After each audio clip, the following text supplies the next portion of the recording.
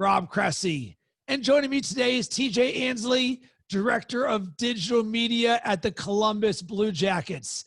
TJ, great to have you on the show. Hey, Rob. Thanks for having me. Can you give a quick overview on who you are and what you do? Sure. So my name's TJ Ansley, originally from Ohio, and I work for the Columbus Blue Jackets now as Director of Digital Media. So everything with social, website, content throughout the app, website, all that kind of stuff. So a lot of stuff coming our way, and definitely in a different time right now. So it's been fun so far.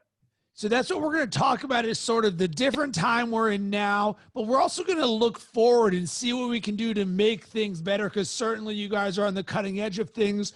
So let's start with this. How do the Blue Jackets think about fan engagement? Yeah, I think it's definitely something that's always on top of our mind. We're in Columbus. The monster in the room is Ohio State, so a lot of Ohio State fans in the area. And our job is to kind of cut through that. And, we're not a traditional hockey market, but hockey is growing tremendously in Ohio. Not only Columbus, but Cleveland, Cincinnati, Dayton. There's rinks popping up everywhere, and they're making investments in those, those youth programs and, adult leagues that are around. So more and more people are growing into the game of hockey. On our end, we kind of want to make sure that we're engaging with our fans, especially because we're only in our 20th season, so we're one of the fairly new franchises, not named Seattle or Vegas. So we try to not only educate the fans, but also be with them when they're playing, when we're playing, when we're trying to we've been in the playoffs for I think four or five straight years. Which is a great thing to be in. Our next step is to get further, get into that second round, get into the third round, and, eventually win the Stanley Cup. But, our job with social and digital is to always engage with the fan, making sure that what we're putting out there is not just, hey, here's just a post. We want to make sure the graphics are right. If sponsors are involved, what we need to do to, make them happy. Always live by the three rules. Is it good for the fans? Is it good for the organization? Is it, good for the sponsor? So if all three of those work, I think, you get the most out of your engagement with that. We were talking a little bit before, one of my friends and colleagues, Jeremy McPeak, he had a really good point. Why not just go in and just talk to the fans? After a win, they're posting pictures of them celebrating, go comment on those or like them. It doesn't take that long to do that after a win, as you're always doing more and more things, but that's a really good way to engage, and it's really easy to do. I'm curious if there is a movement or an opportunity with what you just said.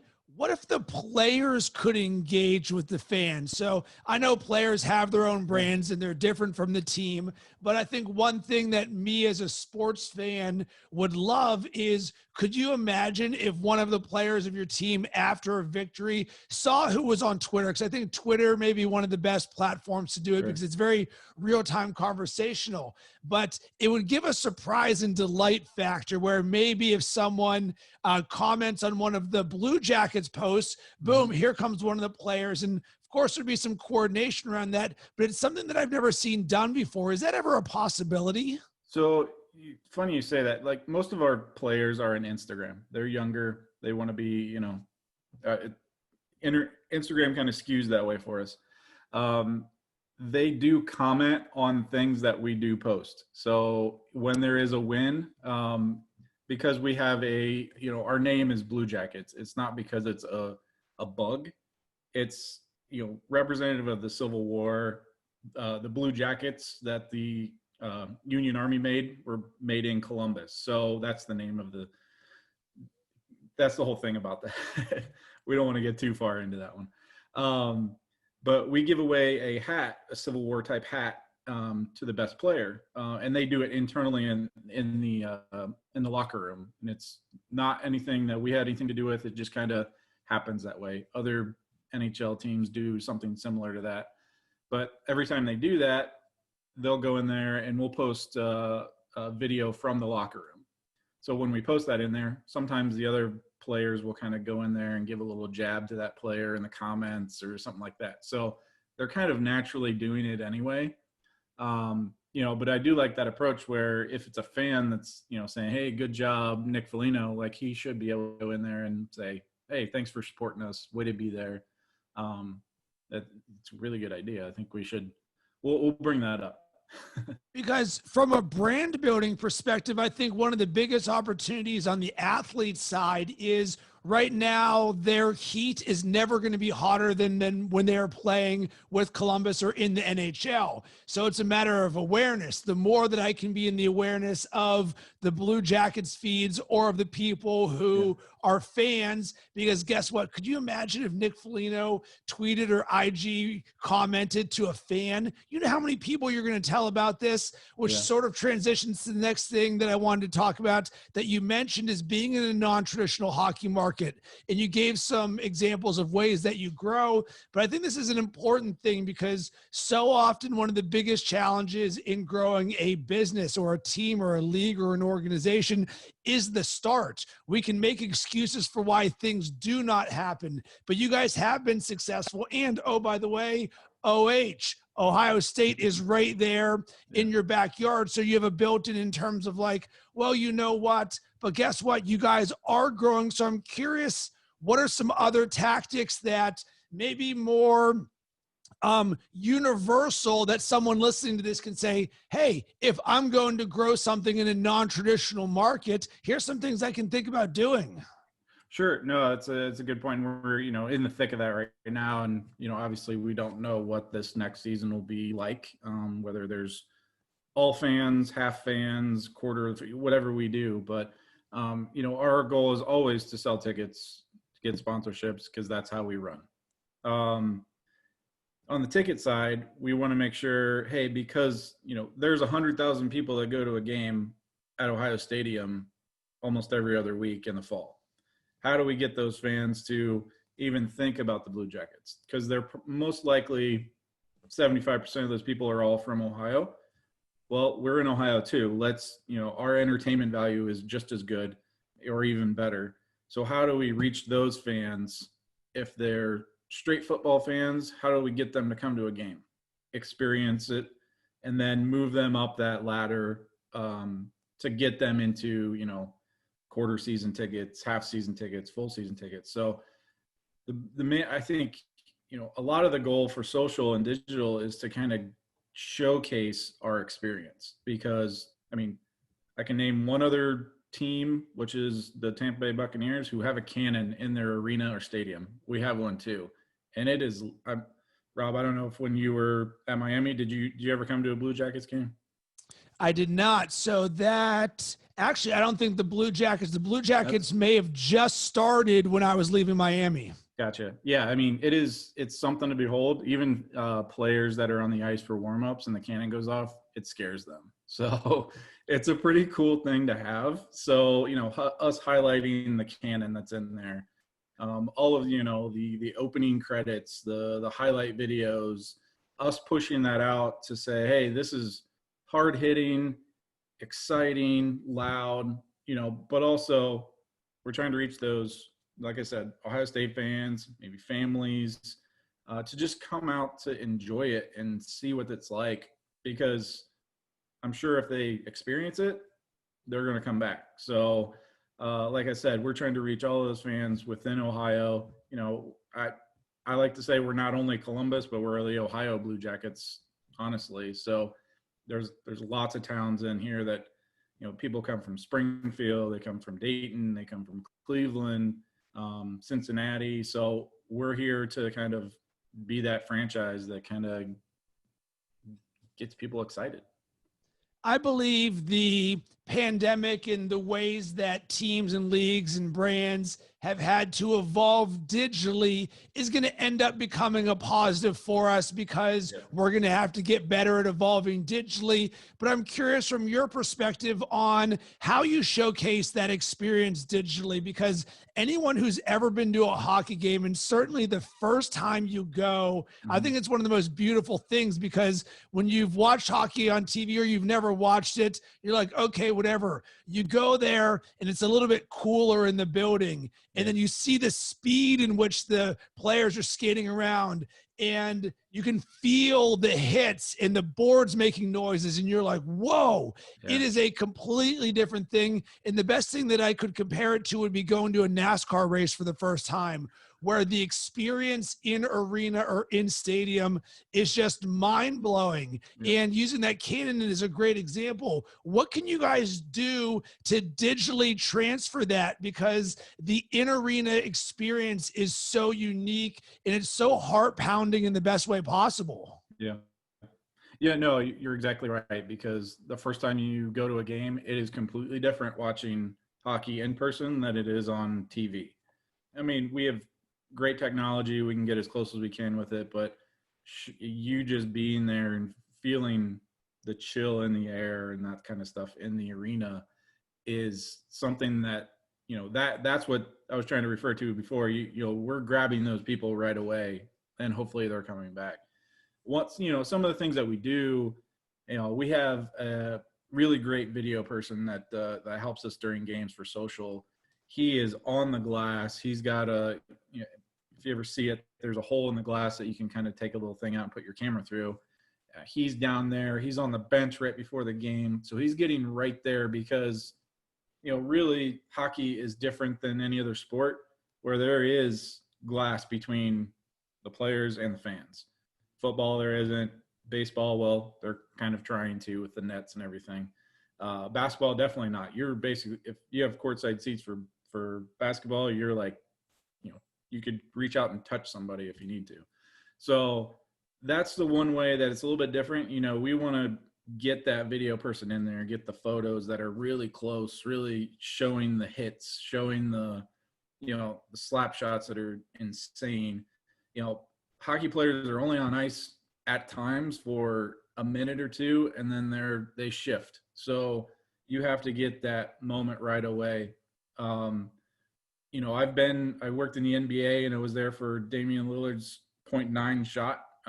Forget what year it was, but you as a social person, you have that lead in, that came from a timeout to an out of bounds play. So you're getting ready, you're making sure things are in place.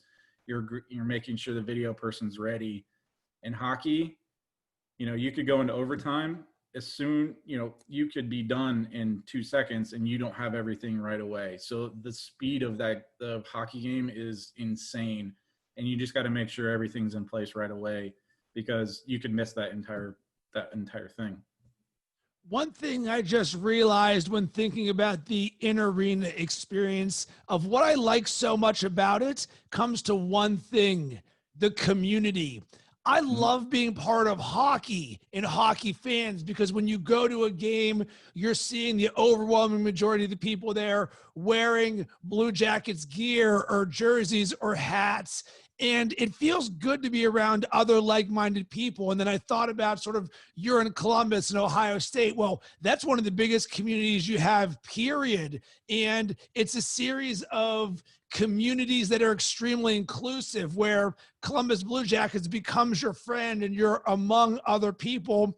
And I'm curious on the way that you guys think about almost segmenting fans, because hockey is one where I see it as very binary. It's diehards or regulars, but if you're out of a market, you're not watching a ton. So I'm from Pittsburgh originally, and I live in Chicago, and I went to school at Miami of Ohio. All huge hockey programs or markets. So for me, I'm all in on hockey. But find someone who is from a state or a city where hockey's not part of their lexicon and it's nowhere in their orbit. There, of course, lies the opportunity. And I'm curious how you guys think about the niche fan versus the person who may just go for an experience versus the diehard, and how that sort of comes in your mix. Yeah, no, it's a great question. I think, because we were such a new franchise, and, I was in the same boat with you. Like, I was in college in 2000 when the Blue Jackets came. I wasn't in the state, so I knew they were here. I'd come down, visit my friends at Ohio State, and maybe we'd go to a game. So eventually, as you grow up and kind of get to know the players more, and it's, it's a little bit different of a hockey player walking down the street than a, starting quarterback for an NFL team. I don't think Baker Mayfield could walk down the street and not somebody recognize him. Where hockey is a little bit different. They're kind of on their own. They're more. Most of our roster is foreign, so they're out there. So it's our goal to tell those stories of those people. And Nick Foligno's a family man, Cam Atkinson's a family man, and they've been around for a while. So to get to not only just coming to a game for the first time, that's our introduction to say, come experience it, follow us on social, check us out on the website, download the app. Then we got them. Then we want to move them to the next rung. So, go buy a jersey when you come to the next game, or buy a t-shirt, and you're walking around and you see them at the mall or something like that. Then you're kind of, snowballing into kind of that lifelong fan, which, I actually just read a proposal today, just trying to get those Gen Zers to try to get more involved into hockey, because it's not everybody plays hockey. It's a very tough sport to get into because it requires a lot of money. There's a lot of gear that you're wearing. And then also, it's not like basketball or football where you can just, pick up a ball and go outside and play. You have to find a rink. You have to find time on that rink. And there's not many rinks. So how do you get them involved? And, you don't have to play to like the game.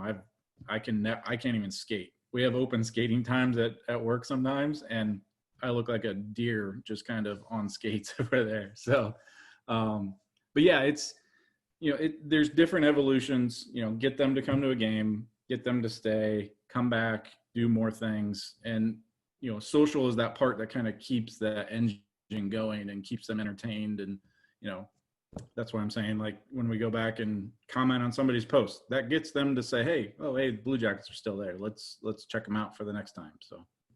So to get specific and tactical with this, what you're saying is there are steps to building this relationship to get someone who may not be exposed to the Blue Jackets to slowly go up the ladder of the relationship. And whether it's the in-arena experience or anything digital or the players, you guys slowly but surely are going to do what you can to create a positive brand interaction. And it doesn't mean the first time someone sees something in Blue Jackets, you're like, buy season tickets. It's a gradual relationship building where, hey, sometimes someone's first game may actually be a playoff game that the Blue Jackets win and they're hooked just like that. Or some people, it might take a little bit longer to go through that cycle of a relationship, because guess what? That's how relationships are built.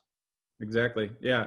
We do a lot of giveaways and a lot of enter to wins, not only for tickets, but for signed sticks or pucks or anything like that. One of the giveaways we did was for the Stanley Cup playoff game one of, I forget what year it was, but I mean, we had thousands of entries. If we would have done that in the regular season, a few hundred maybe, but since there's not a lot going on at that time in Columbus with sports, so people just gravitate towards it and they want to be part of it. They know once you hit those playoffs, it just magnifies what you're going to do. So let's look forward. And of course, we don't know what things are going to look like for the upcoming season, but eventually fans will be getting back into arenas. So let's start thinking about what the experience is going to look like. And I know one thing you and I talked about previously was cashless and how it is one opportunity to improve the customer experience. Can you expand a little bit more upon that? Sure. It's, there's a lot of things that'll probably change. Us not knowing schedule, anything like that, or even when we're starting, we're just waiting. It seems, it's going to be the same for us where we push things out digitally. We get information of when games are, we don't know how many people will be in the stands. So, as not only social but digital, which is website and mobile app and everything, we need to make sure that's portrayed correctly on our website, so people, when they do have questions of like, hey, I'm not able to come to this game, or I don't feel comfortable coming to these type of games, which hopefully that's not the case, because we'll make every effort to make sure everything is, safe, healthy, everything for fans to be there. But we also have to abide by rules by governments and all that kind of stuff. So, making sure everything's correct on our website. You mentioned cashless. I'm not part of that conversation, but I know that it is happening throughout the some higher ups and some our technical people. But we do have a mobile app.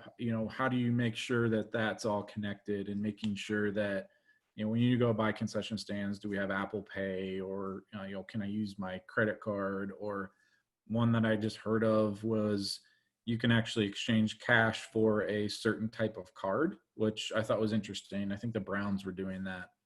So you're basically going with a Browns looking debit card that you can go buy food, gear, whatever you need to. So I thought that was a really interesting concept. But yes, we are, an avenue to make sure that people are safe, healthy, all that kind of, get all the correct information, and not just showing up at the game and expecting something normal. And how do you manage expectations? And certainly all things digital are opportunities to create touch points. But I think that's going to be one of the biggest challenges, is managing expectations, because people come in different mindsets. Some people don't care. Some people completely care. Who's coming in when the gates first open? Who's waiting 2 years? So how do you guys sort of manage those expectations? Well, I think that goes down to, making sure our ticket sales staff and service have all the correct info, are talking to our clients and season ticket holders to making sure, they're getting the correct information too. It's not, you shouldn't fully rely on digital to do that, but, those service people are there to make sure things are running smoothly. If somebody does have issues where they don't want to come to a game, I'm sure they're out, talking to our staff, making sure that they're, taken care of. If it's our team store, if it's concessions, making sure that there's posted signs, all that kind of stuff. Yeah. And I actually believe there is a huge opportunity right there, because we've been forced to be so digital. What we actually miss is connection and human interaction. Yeah. Think about how many times now we've had to sit on hold on an automated phone tree, or we push 0 100 times and scream customer service at the phone.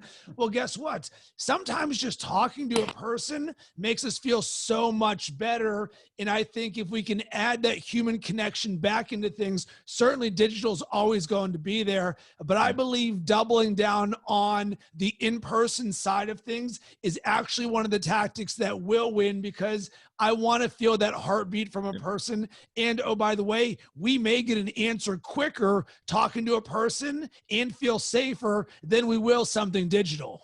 Yeah, I think that's a great point. I believe that's what's going to happen is, we're doing as much as we can on the digital side, whether it's tweets, posting on Facebook, updating the website, but I don't know if you actually look at it. So if you're coming to a game, you're like, okay, I just parked, got to come to the game. Do I need to wear my mask? Do I need to use hand sanitizer when I come in? All that kind of stuff. Like, they're going to have that answer right away when you're right there. Hopefully by the time, you don't have to do that all year, because then people will kind of be accustomed to everything. But, other things that we're looking into is chat bots. We have one on our website now, and I think some of the stuff is being updated almost every other day with new information that we have. So that does help kind of alleviate some of that if it's just a simple question.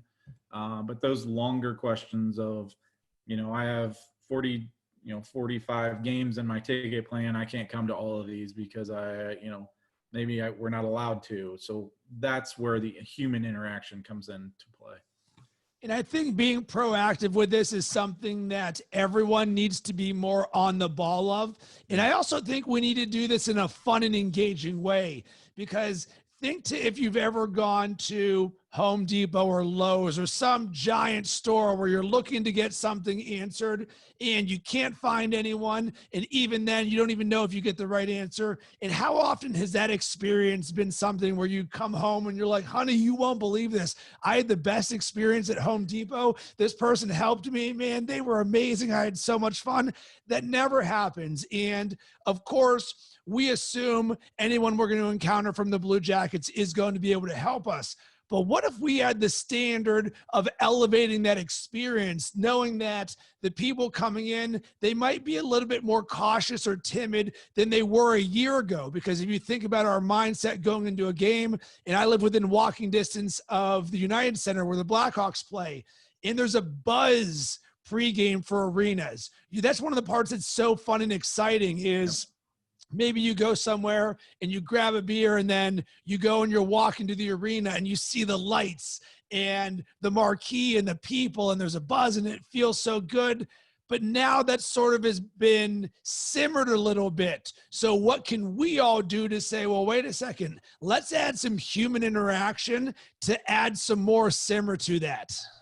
Yeah, no, and to that point, it's, Columbus, their downtown area is maybe not as vibrant as some of what in Chicago, because not a lot of people live downtown as much as they do in the suburbs. But there is a really big difference when there is a game. Bars around there are packed. Restaurants have, you have to wait for a table and all that kind of stuff. You're walking into the arena, there's a band playing. So, even if our games start in December, January this year, that pushes back towards the end of the season when we're marching to the playoffs. That gives us the opportunity even more, because before we would be ending in, early April, and it's still maybe a little chilly here, so people could be outside. But now it could be May, June before the end of the season. That gives us 2 or 3, 4 months where we can have outside exposure. People won't be as nervous to go into an arena where they're maybe being uncomfortable with the, sitting next to people, or we have to be spaced out. So outside we could have bands, we could have, a beer cart out there, so we can kind of engage with our fans in a different way than we don't normally have.